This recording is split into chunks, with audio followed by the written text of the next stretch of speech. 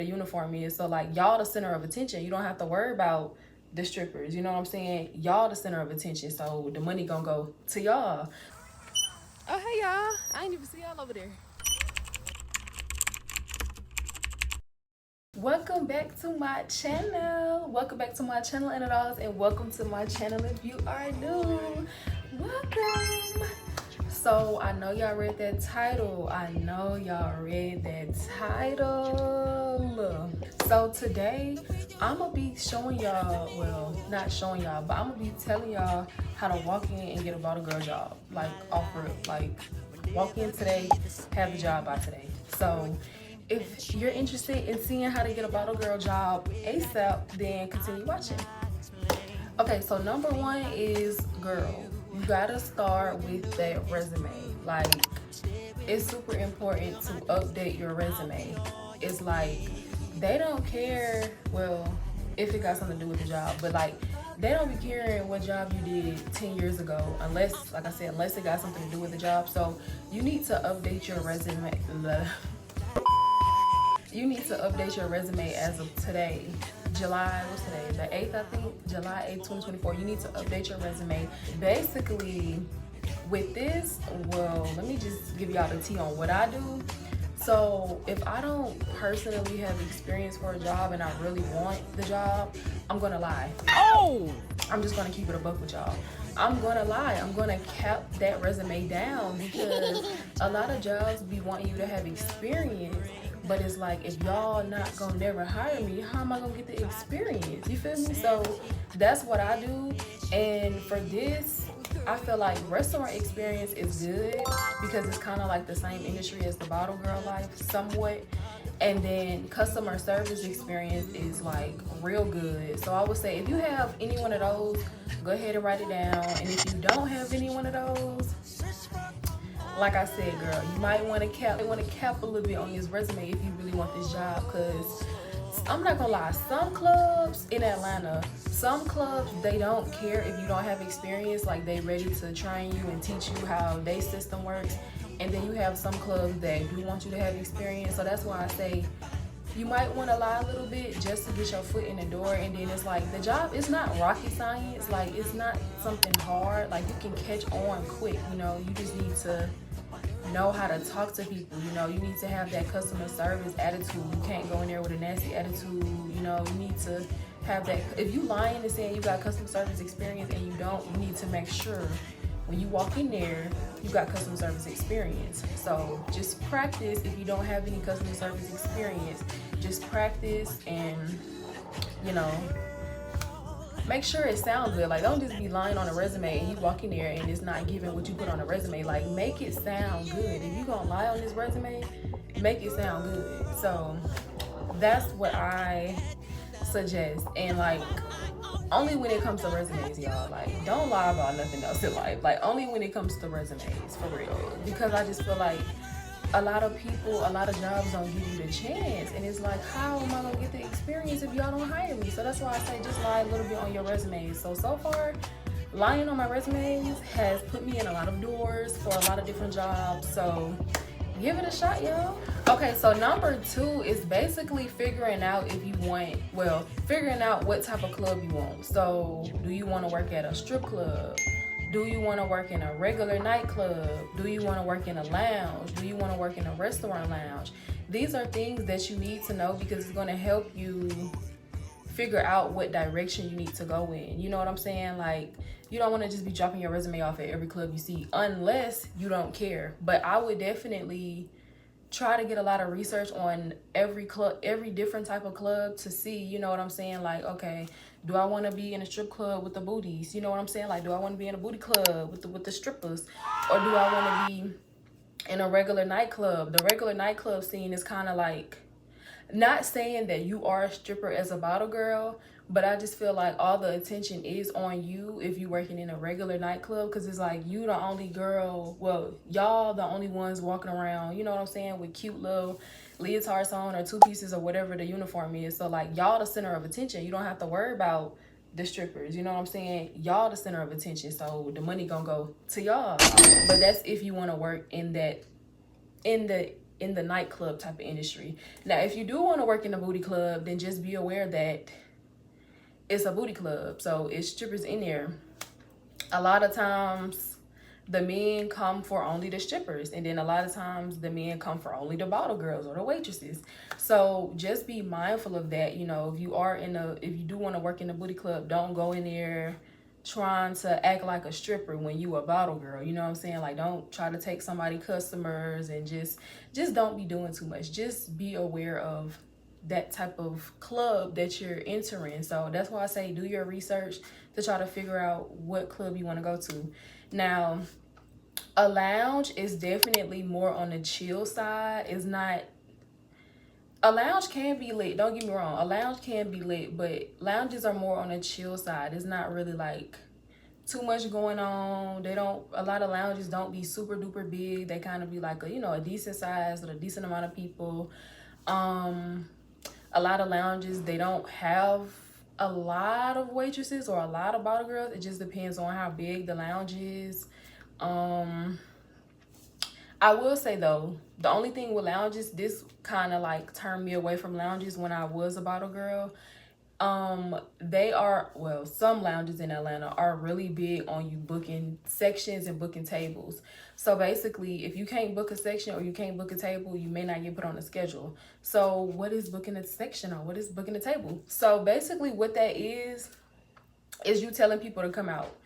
And when the people get there, they telling the people in the front, oh yeah, I'm here for a woo doo woo doo woo. Yeah, I'm in her section. You know what I'm saying? So it's like, if you can't get people to come out and sit in your section, then they feel like they don't need you, because it's like, well, if you can't bring people out, how we gonna make money? So that's why I say lounges are really more strict on booking tables and booking sections. So this is why I really didn't focus on the lounge, because like I got like a little bit of followers on Instagram, but it's not, you know what I'm saying? I don't really have like a platform. So I can't really just, tell people to come out and expect that everybody that I told to show up. You know what I'm saying? Like, a few people might show up and a few people might not show up. So I knew not to go in that route, because yeah. But if you do want to focus on the lounge, then give it a try. Now, the last one for figuring out what club is basically a restaurant lounge. So I would definitely recommend this.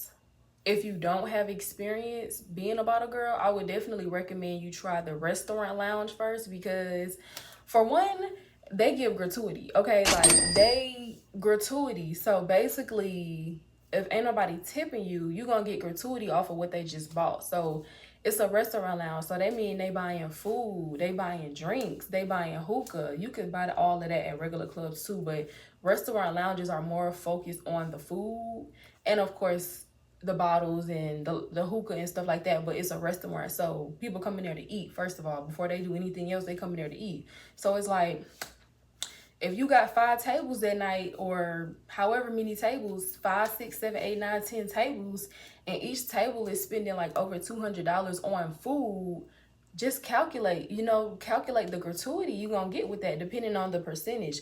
But that's why I say, if you're new to this, I would definitely recommend you start like in the restaurant lounge industry first, so you can get a feel of it and so you can really get that gratuity. You feel me? So that's definitely a plus when it comes to the restaurant lounge, girl, because you're getting gratuity. And then I feel like once you figure out what type of industry you want to go, then it's time to actually start figuring out like which club specifically or which restaurant lounge specifically that you want to go to. Number 3, this is super duper important. You want to learn your liquors. You got to learn your liquors, girl. You got to learn your liquors, because if you don't know your alcohol, you gonna be out here struggling. So you got to learn your liquors. You have to learn your liquors before you even think about applying. You need to know a little something. So like the main ones, of course, is the tequilas. You need to know your 42, Julio, Casamigos, Azul. You need to know all your tequilas, like every last single one of them. And then of course you need to know your cognacs. Well, The only one that's really popping with cognacs is really Henny, but you know something. You need to know something from each category. So you need to know your tequilas, you need to know your cognac, you need to know your vodkas, you need to know your scotches, you need to know your scotch drinks, you need to know your champagnes, and you need to know your wines. That is super important because as a bottle girl, you're serving bottles, you're serving liquor, you're serving alcohol. So if somebody go and order, like if you got a table and they order Don Julio, and you're like, okay, cool. You write Don Julio down or whatever. You put it in your phone, whatever.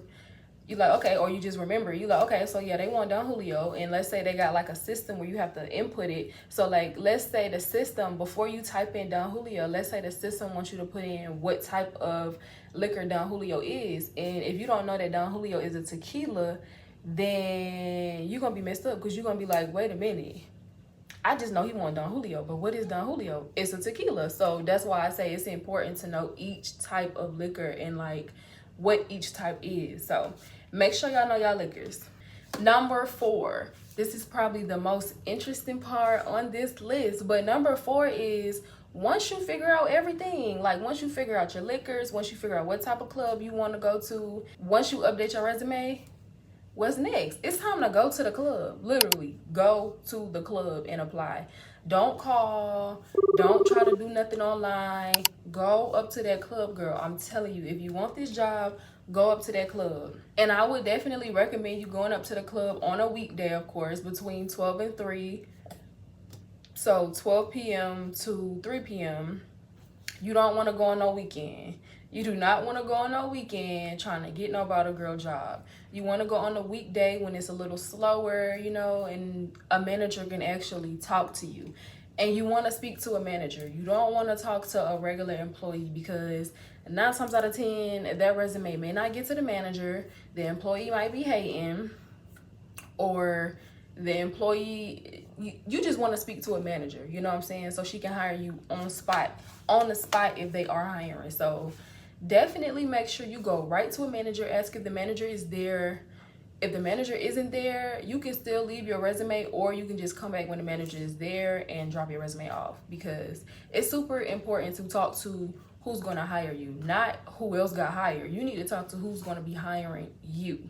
So when you go to the club, this is really important. You need to make sure your hair done. You need to make sure your makeup is done.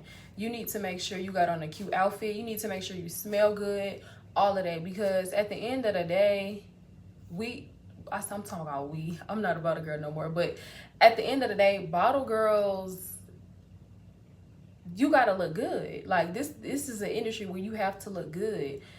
Bottle girls are not dancers, but you still kind of selling like a fantasy as well, because don't nobody want no ugly bottle girl at their table. Don't nobody want no ugly bottle girl that stink. You feel me? They pulling out their phones and they gonna record you as you bringing the bottles to their table. So if you looking a mess, they gonna be like, can we get another bottle girl? So it's definitely important to look the part. Like look the part, look to the part, look the part, look apart, look the part, look the part. I don't know, but it's important to look good. This is a very, very, very, very specific job where you have to look good. Like it's a must. They're not gonna hire you if you don't. You have to look good. So just make sure everything, looks good. Now I'm not saying you gotta go get your makeup done just to go apply. I'm not saying you gotta go buy all these expensive purses and perfumes and stuff like that, but you need to make sure you can keep yourself up, because that's really how you're gonna make your money. If you don't look good, then they not gonna tip you. I'm gonna just keep it a buck. If you don't look good, they ain't gonna tip you. If you stink, they're not gonna tip you. So you need to make sure that you look good, period. Okay, so number 5, the last one on the list, y'all. We got through this list real quick. So number 5 is you simply want to speak up. Like, soon as you get there, speak up. Pop your like, let them know that you want that job. Drag your experience. Brag about your experience. If you ain't got no experience, just remember what I told you. Brag about that fake experience that you got, because if you want this job, the job is yours. You just have to prove that you are the right fit for the job. And it's just simple as that. If they hiring, they gonna hire you. If they hiring and they don't hire you, they just hating.